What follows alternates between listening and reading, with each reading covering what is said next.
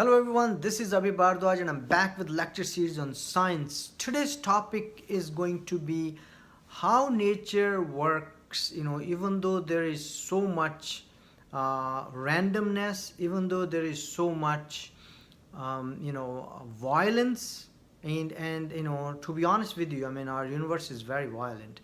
Even though all that, unfavorable conditions, I would say, for life to exist, but still there is there we find life on planet earth, and how that was possible. So if we go back, for instance, into the history, we see of our universe, we see that about 14 billion years back, there was a big bang, and then then the early universe had only the subatomic particles, and then the matter appeared, and where we see the first atom was formed around 300,000 years after the big bang, and then the stars and galaxies started forming, and eventually the solar system was created, and then the earth was created, and finally we are here. So when we see, for instance, this time period, we see that there was a lot of chaos, and there was a lot of uncertainty, and I mean conditions weren't perfect for any kind of life to take shape, but eventually it did. And when you look at, for instance, how in series everything worked so well to create life like for instance intelligent life like humans.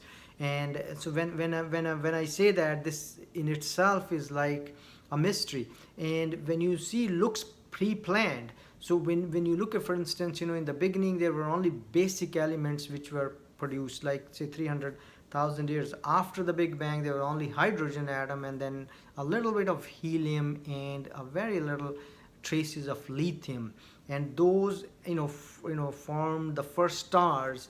But then for the life to exist, we needed all these different elements we see which weren't there in the beginning, and as if somebody knew that he's going to need all these ingredients to have complex life forms like humans. So what happened is that all these different elements we see on earth today were formed within those early stars which bursted out, and formed the dust clouds, where when the solar system, for instance, so about it took about 9 billion years to create this material, which then created the solar system about 4.5 billion years back, and that's how our earth was formed. And then the conditions weren't right, so there was no oxygen on earth, and there was no water, and then eventually water appeared on our planet, and also oxygen actually appeared on the planet by cyanobacteria, so as if it was preparing for life to arrive. And then as the conditions were right, the first life form was created from amino acids. And when you look at the amino acids, and especially the cell, there was single cell life in the beginning, which led to formation of multicellular life, and then life on in the ocean, and life in form of plants and animals, and then it came to land, and whatever variety you see now of life basically originated from that first single celled organisms, and they were very basic. But when you look at now, even when we are born, for instance, we also start with single cell, and you go back in the history and how life was formed. It started with amino acids, and which led to formation of protein like material, and then cells, and but when you see now how the cells kind of how we start is also single cell, which divides into form 2 cells, and then 4 and 8 and 16, 32, so on and so forth. So it kind of repeats the evolutionary history of life as well. But the most important part is I call cell as the most perfected tool of nature, because cell is like it's like a machine which kind of, or a computer I would say, which kind of know how to read the code of nature, which is DNA. So deoxy ribonucleic acid, for instance, and the DNA is contained within the nucleus of the cell. So when you look at the nucleus, for instance, within that you have DNA, and human DNA is about 3 meters long. So when you see this electron microscopic cell, which is so tiny, can contain 3-meter long instructions in form of DNA. And when you look at DNA, for instance, DNA is basically nothing but arrangement of atoms again. And what are these? So there are different bases. For example, you have adenine, you have cytosine, you have you have guanine, and you have thymine. So all these different bases are there, which again have atoms, right? Nitrogen and hydrogen atoms. So if you look at the DNA is nothing but having different atoms, but then they are arranged in a sequence. It's like a computer code which tells the cell how to make copies of it. And how does it work? So when you go into, for instance, the nucleus, you see that within nucleus you have DNA, and then there's a chemical reaction happening which produces copies of DNA, very small copies of DNA, half side of the DNA, which are called RNAs. And those are very small, tiny RNA which can get out of the nucleus. And then there is something like a 3D printer waiting outside, which are called ribosomes.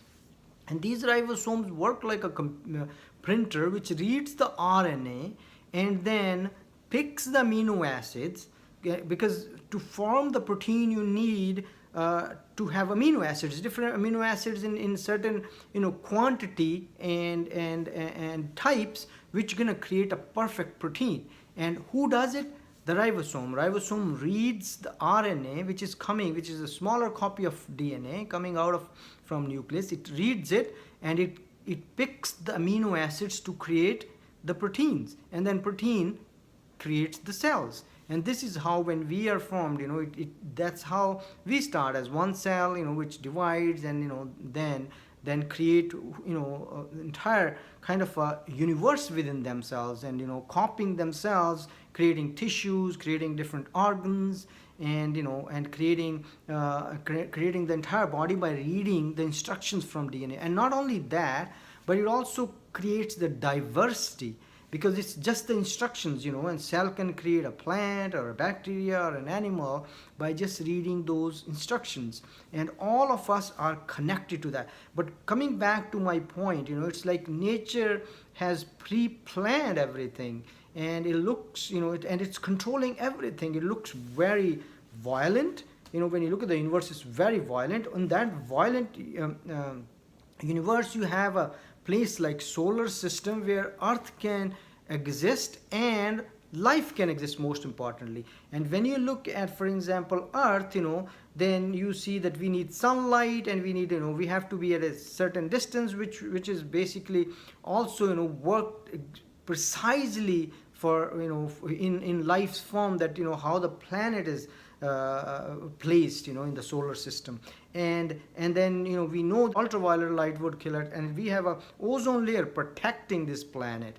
So, it makes the life possible. So everything, in this universe, which looks so chaotic, in real sense, it's working in favor of life. And when you see the life itself, that is where I say that nature is controlling everything. Nature is controlling the past, nature is controlling the present, and nature is controlling the future. Nature is outside and nature is within me. So basically we are not doing anything, and nature is very smart. But nature works in numbers, and it's random also. So it's not an individual thing, but it doesn't care for individuals, but it does work, and it perfects itself. It's like an artificial intelligence. It perfects itself, and evolves, and it keeps the life going in different species. So that is where, that is what amazes me. And I think, that's what I wanted to discuss with you guys, that even though that universe looks chaotic, even though that,